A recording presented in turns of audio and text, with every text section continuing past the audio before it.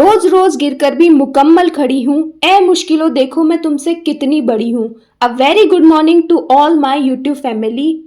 आज मेरे दिन की शुरुआत होती है सुबह 4:30 बजे और आज है मेरे 21 डेज चैलेंज का डे 7। तो चलिए आज के दिन की शुरुआत करते हैं इसी मोटिवेशनल थॉट के साथ। मुश्किलें, ये शब्द कहाँ से आया, किसने बनाया? क्या आपने कभी इसके बारे में सोचा है? अगर सोचा है तो ये आपके लिए बहुत अच्छा है, और नहीं सोचा है तो हमें इसके बारे में सोचने की बहुत ज़्यादा ज़रूरत है। क्योंकि हमें ऐसा लगता है कि दुनिया की जितनी भी परेशानियां हैं ना, वो सिर्फ हमारे साथ ही है।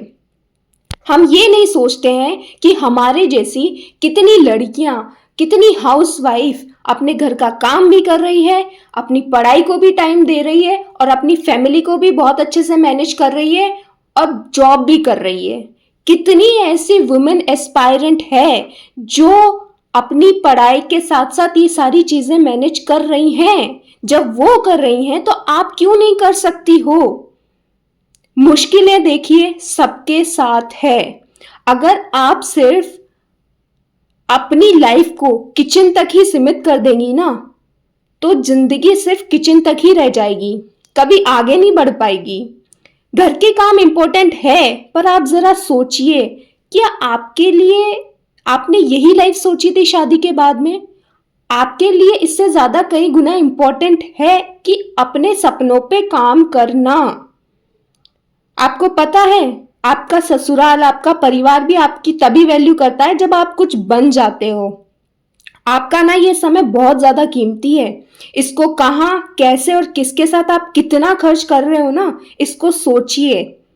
अगर आज आपने अपने लिए पढ़ना शुरू नहीं किया तो अभी भी टाइम है। आज में ना बहुत बड़ी ताकत होती है। एक बार अपने आप से एक प्रॉमिस तो करिए, एक बार संकल्प तो लीजिए।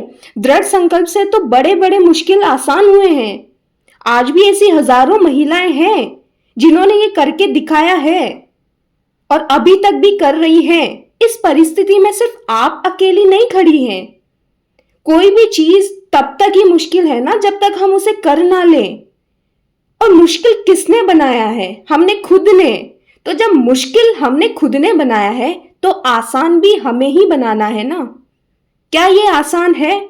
हाँ, क्योंकि मुश्किल भी तो हमने खुद ने बनाया है, तो आसान भी तो हम ही बना सकते हैं। ऐसी कितनी वर्किंग वुमेन है जो बच्चों से दूर रह के भी पढ़ रही है, क्योंकि उन्हें पता है, उन्हें उनकी वैल्यू पता है कि मैं क्या डिजर्व करती हूं। और उनकी परिस्थिति भी आसान नहीं है, अपने बच्चों को छोड़ के पढ़ाई करना भी आसान नहीं है, पर वो अपनी परिस्थिति को बदलना चाहती है। उसके लिए उन्होंने एक प्रॉमिस किया है, एक संकल्प लिया है।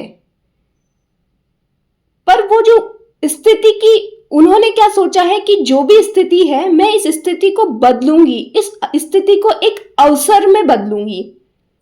वो इसमें शिकायत नहीं कर रही है कि मुझे कोई सपोर्ट नहीं करता है, मेरे पास कोई रिसोर्सेज नहीं है, मैं घर पे इतना काम करती हूँ। वो ये कंप्लेन नहीं कर रही है, वो शिकायत नहीं कर रही है।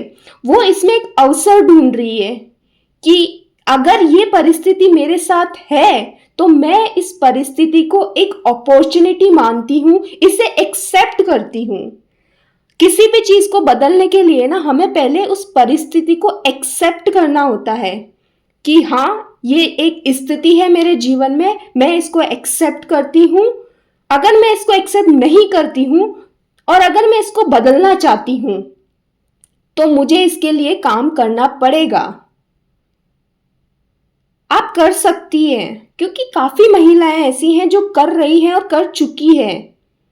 हम क्या बोल रहे हैं? हम बोल रहे हैं मुझे कोई फैमिली सपोर्ट नहीं है, मैं पहले इतना पढ़ लेती थी शादी के बाद में, मैं अभी इतना काम करती हूँ, थक जाती हूँ, मैं ये सारा टारगेट कैसे अचीव करूँगी, मेरे को ये काम करना होता है। अरे आप अपने काम को किसी दिन स्किप भी तो कर सकती हैं।